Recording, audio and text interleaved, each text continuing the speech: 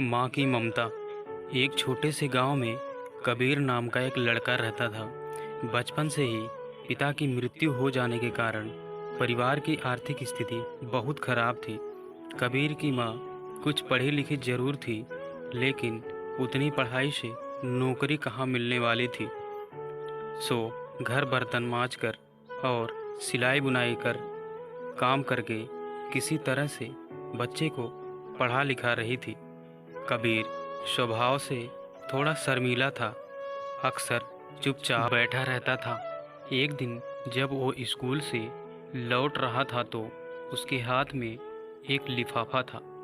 उसने अपनी माँ को लिफाफा पकड़ाते हुए कहा, माँ, मास्टर साहब ने तुम्हारे लिए ये चिट्ठी भेजी है, ज़रा देखो तो इसमें क्या लिखा है। माँ ने मन ही मन में चिट्ठी पढ़ी और मुस्कुराकर बोली, बेटा, इसमें लिखा है कि आपका बेटा काफ़ी होशियार है। इस स्कूल की काफ़ी बच्चों की तुलना में इसका दिमाग बहुत तेज है और हमारे पास इसके लायक शिक्षक नहीं है, इसलिए कल से आप इसे किसी और स्कूल में भेजें। यह बात सुनकर कबीर को स्कूल न जाने के दुखी तो हुआ, पर साथ ही उसका मन आत्मविश्वास से भर गया कि वो कुछ खास है और उसका दिमाग तेज है। माँ ने उसका दाखिला एक स्कूल में करा दिया। समय बीतने लगा। कबीर ने खूब मेहनत और लगन से पढ़ाई करने लगा ताकि वह आगे चलकर सिविल सर्विस की परीक्षा पास कर सके, और उसने सिविल सर्विस की परीक्षा पास भी किया और आईपीएस बन गया। कबीर की माँ अब बूढ़ी हो चुकी थी और कई दिनों से बीमार भी चल रही थी। एक दिन अचानक उनकी मृत्यु हो गई। कबीर के लिए यह बहुत बड़ा दुखद समाचार था। वह बिलख बिलख कर रोने लगा। अब उसे समझ में नहीं आ रहा था कि वह अब अपनी माँ के बिना कैसे जिएगा। रोते रोते ही उसने माँ की पुरानी अलमारी खोली और हाथ में उनकी माला, चश्मा और अन्य वस्तुएं लेकर चूमने लगा। उस अलमारी में कबीर ने पुराने खिलौने और बचपन के कपड़े तक संभाल कर रखे हुए थे।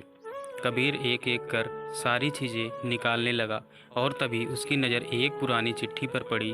दरअसल ये वही चिट्ठी थी जो मास्टर साहब ने उसे 18 साल पहले दी थी। रोते हुए कबीर ने उस चिट्ठी को पढ़ने लगा। उसमें लिखा था, माननीय अभिभावक, आपको बताते हुए हमें बेहद अफसोस हो रहा है कि आपका बेटा कबीर पढ़ाई में बहुत कमज़ोर है और खेल कूद में भी भाग नहीं लेता। लगता है कि उम्र के हिसाब से कबीर की वृद्धि विकास नहीं हो पाई है, अतः हम इसे अपने विद्यालय में पढ़ाने में असमर्थ हैं। आपसे निवेदन है कि कबीर का दाखिला किसी मंदबुद्धि विद्यालय में कराएं अथवा खुद घर पर रख कर इसे पढ़ाएं। कबीर जानता था कि भले अब उसकी माँ इस दुनिया में नहीं रही, पर वो जहाँ भी रहे उनकी ममता का आशीर्वाद उन पर बना रहेगा। माँ से बढ़कर त्याग और तपस्या भला और कौन हो सकता है। हम पढ़ लिख लें, बड़े होकर कुछ बन जाएं, इसके लिए वो चुपचाप न जाने कितनी कुर्बानियाँ देती है। और यदि हम घर से बाहर किसी काम से चले जाते हैं और जब तक घर वापस लौट कर नहीं आ जाते हैं, तब तक वो न खाती है और न ही सोती है। वह हमारे आने का इंतज़ार करती रहती है और हमारा रास्ता देखती रहती है।